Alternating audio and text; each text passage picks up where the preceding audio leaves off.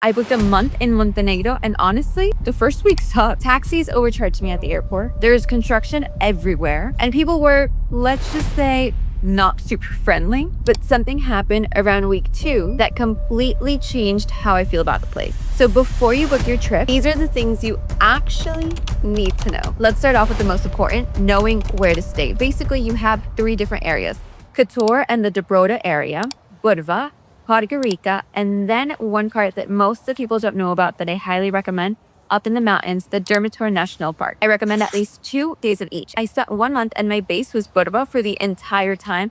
And then what I did was drive around to get to know the whole country. The second biggest category that will determine whether you love or hate Montenegro is how you get around. Right now, Montenegro traffic is hectic. The highway is under construction. The roads are constantly shut down. There's no good public transportation. And taxis, it bothers me when they're trying to scam you or they're not honest about the price, but that's most of the time what you'll encounter. There's also no Uber. The best option is renting a car. If you can, what I recommend is renting it straight from the airport, so that way you avoid the big fee from either of the airports. Whether you land in Tivat or Podgorica, at least they'll charge you 30 to 40, almost up to 60, 70 euros, whether you're going to Kotor or Budva, like the 2 main areas which people will decide to stay in. If you do need a taxi from the airport, or if that's the way that you decide to get around, I'm going to leave some up here on the screen that I recommend so you can screenshot and use these. All of these and more will be inside the travel guide. Did the taxis and construction stop you from coming? No, I definitely don't think so. But I think knowing beforehand is super important so that, number 1, you don't get scammed at the airport trying to deal with the taxis that always want to charge more. And then number 2, so that you know that you have to be patient if you are stuck in traffic. Would I recommend my friends to visit Montenegro? Yes, primarily because I had so much fun. I spent an entire month there and traveling how I like to do it, in a slow way, which allows me to get to know the entire country, see what things are worth it, what things aren't. So that way, when I give you a recommendation, you know that it's actually good. Let's start my top activities backwards from number 5 all the way down to 1, which is an activity that I would fly back to if I could, just to do it over again. Number 5, doing the Kotor Ladder hike. It's uphill, it's an incline, it's challenging, but you get the most stunning views of the entire port with the old town. And I think the most unique thing is that at the middle of the hike, there is this little hut. And in this hut is this lady who sells the best pomegranate juice and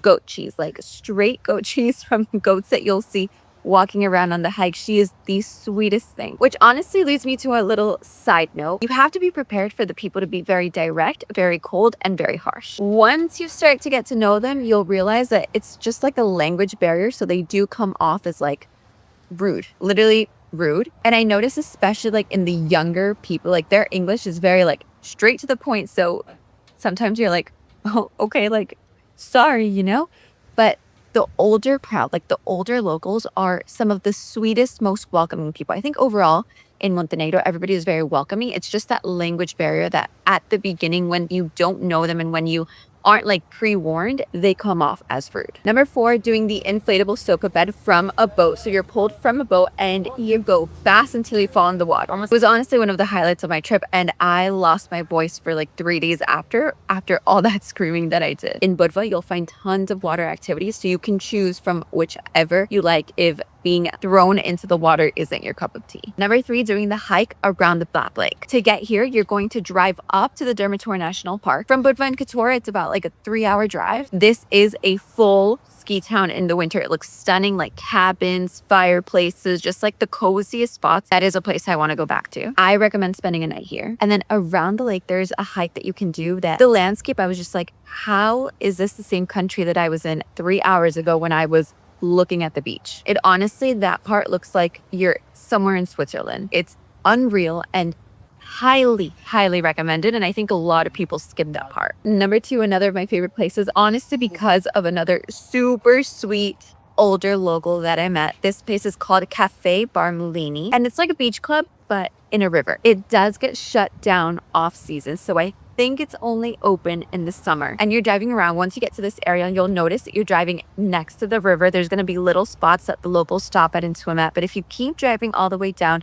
this spot, he has an entire setup, tables, music, places to hang out at. You can obviously get in and swim in that river. Now, when we got there, I think he had already shut down for the season. Like, we were just driving around, the place looked open, so we parked there, we got down, we started getting into the river, and then he showed up. Like, he showed up, he turned on the music, and we're like, okay, great, like, it's open. He was like, what do you guys want to eat, to drink? We ordered drinks, the most delicious cappuccino that I've had in a while. We spent a couple of hours there, and then when we were going to continue to get to the Durmitor National Park, we went to go pay him, and he was like, no, like, I'm already closed down for the season. We honestly could not believe it. Like, how sweet of the guy to be doing that. The place is stunning. So do me a favor, add it to your road trip, because I promise you will have a great time. Last but not least, number one, the activity that I would fly back to. No questions asked. Like, if I had to choose to have a layover in Montenegro, I would pick it just to come do this one more time. So to get to the place, you're gonna ride up the cable car, which is already an experience on its own. This cable car goes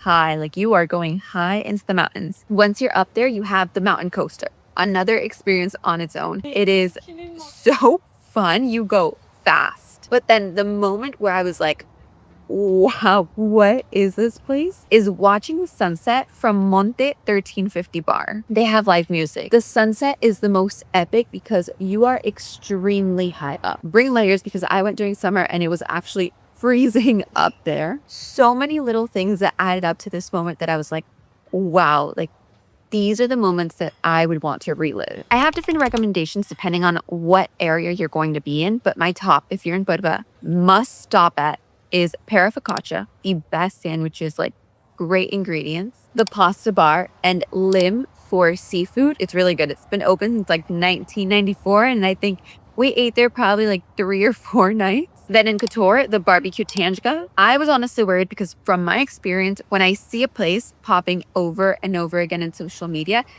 I kind of already know, because I've been doing this for a while, that it's probably going to be not worth the hype. This place was worth the hype. I went back for a second round. It's worth it. You must go. I put all of my recommendations into the Montenegro map, so you don't have to spend a month figuring it out like I did. The link for that will be down in the description. On to the part that everybody wants to know. What does a month in Montenegro actually cost? Is it the cheapest country in Europe, like all the videos are saying? I work remotely while I travel, so my setup is a bit different than a typical vacation. I travel with my husband, so these costs are going to be cost for 2 people staying in actual apartments, not hotels, cooking some meals at home and working during the day, just like you do back home. Think of it as a long stay, not a 1-week vacation budget. For activities, we have a total of $137, Airbnb $1,965.12, beauty $17.64. I think this month it was just Gabe's barbershop. Car rental $223.71. This was for 2 different weekends that we rented a car. Dining $861.19. Gas $60.24. Groceries $573.45. Gym $127.14. Hotels